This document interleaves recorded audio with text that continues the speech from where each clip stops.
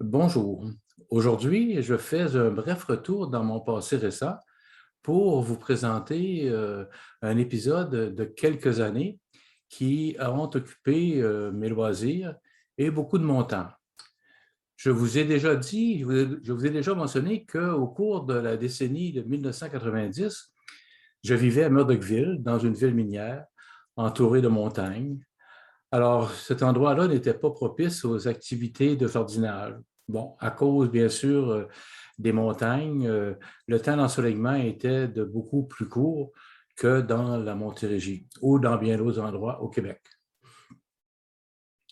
J'ai pris ma retraite de l'enseignement. Cette fois-là, c'était définitif en juin 1996. Puis, ma conjointe, elle a pris sa retraite un an plus tard. Nous avions planifié, nous avions prévu déménager dans la région de Saint-Hyacinthe. C'est une région agricole. Il y avait une école de technologie agricole et le reste. Bon. Alors, dès le printemps 1997, j'avais un rendez-vous avec une agente d'immeubles qui m'a fait visiter plusieurs maisons. Bien sûr, je cherchais une maison avec un garage ou un atelier, là, un grand terrain parce que je voulais un grand jardin. À la fin des classes, en juin, notre agent d'immeuble nous attendait, Maria et moi. Nous avons visité en 2 jours une dizaine de maisons. La plupart étaient en campagne, dans des rangs, car j'avais exprimé une préférence pour des petites fermettes. Et pour sa part, Maria avait une préférence pour une maison dans un village. Alors souvent, le hasard ou la vie nous présente une alternative susceptible de concilier les opinions. Notre agente nous présente une maison qui vient tout juste d'être inscrite dans le village de Saint-Liboire.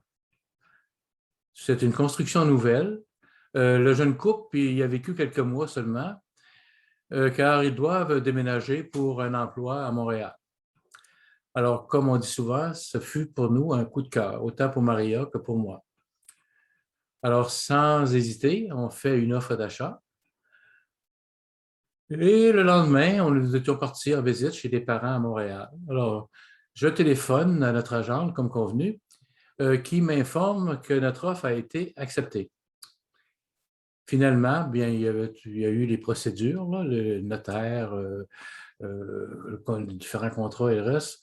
On entre dans notre nouvelle maison le 28 août 1997. Alors, rapidement, je coupe certains arbres et je prépare un emplacement pour construire ma petite remise de 12 pieds par 20 pieds et qui allait servir d'atelier. Au printemps suivant, c'était tout un chantier et le verglas avait aidé beaucoup. Alors, j'ai coupé des arbres, j'ai fait arracher les souches et les fait enfouir dans la terre. Puis, il a fallu étendre de la terre, jardin, là, au moins une dizaine de voyages que j'ai transportés à la brouette sur une distance d'environ 20 pieds parce qu'on ne pouvait pas entrer directement sur le terrain. À la fin de l'été, tout était dégagé et tout à fait prêt pour le printemps suivant. Voilà pour la préparation. Donc, au printemps 99, je fais quelques semis. J'avais aménagé dans un coin de l'atelier, près de la fenêtre, avec des tubes fluorescents, une espèce de petite serre. Alors, bon, en plus, je sème en terre, des haricots, des carottes. Et bon, dans le jardin, il y avait des tomates, des concombres, des poivrons, des betteraves et des courgettes. Alors, la récolte fut abondante. Je me souviens d'avoir installé une table au chemin pour donner une partie de la production.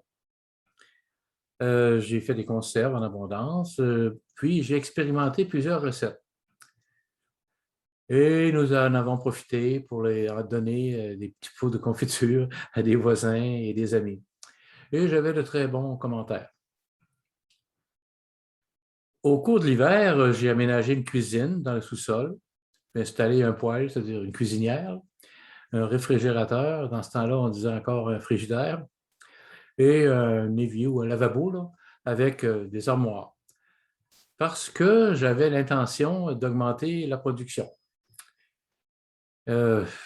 J'ai également bricolé des petits présentoirs pour faire des emballages cadeaux dans lesquels je pouvais mettre 2 ou 3 produits. Et aussi, j'ai choisi une marque de commerce, si on veut. Quelques-uns se souviennent sûrement de l'Oasis des Cèdres. Et j'ai imprimé des étiquettes de différents formats pour chaque produit avec la liste des ingrédients. Et j'ai fait vérifier la salubrité, le temps de conservation par un laboratoire du ministère de l'Agriculture. Et tout était conforme. Je me suis donc concentré sur la culture des concombres, des courgettes, des poivrons et des betteraves. Alors, dès la mi-août, la transformation en relish ou en confiture de courgettes ou en gelée de poivrons et de betteraves allait bon train. Dès cette première année, j'ai eu quelques invitations à présenter mes produits lors d'expositions artisanales. Bon, et la production s'est écoulée assez rapidement. Alors, au cours des années suivantes, mon jardin ne suffisait pas à fournir la demande. J'ai donc fait une entente avec un maraîcher de la région qui me fournissait les légumes nécessaires pour répondre à la demande.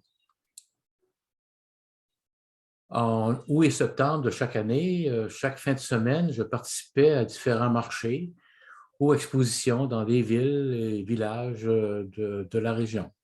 C'était beaucoup de travail pour installer un kiosque.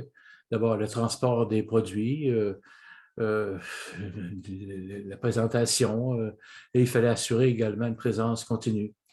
Mais c'était l'occasion de rencontrer des personnes passionnées par ce qu'ils faisaient. Aussi, j'avais une dizaine de points de vente.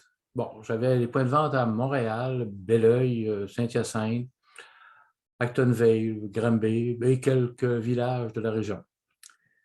Alors, c'était devenu beaucoup trop gros pour une personne seule. Et à partir du moment où la passion n'est plus là, il est bon de passer à autre chose. Alors, c'est ce que j'ai fait. À l'automne 2005, la production s'est écoulée rapidement et ça a été ma dernière année. Si je vous ai raconté ce petit bout de vie, c'est qu'il m'a permis de rencontrer des personnes, de côtoyer des personnes, des artisans qui aiment ce qu'ils font. Alors, la semaine prochaine, je vous raconterai un bref passage dans le monde de la vente des manteaux de fourrure. Alors, bonne semaine et à bientôt.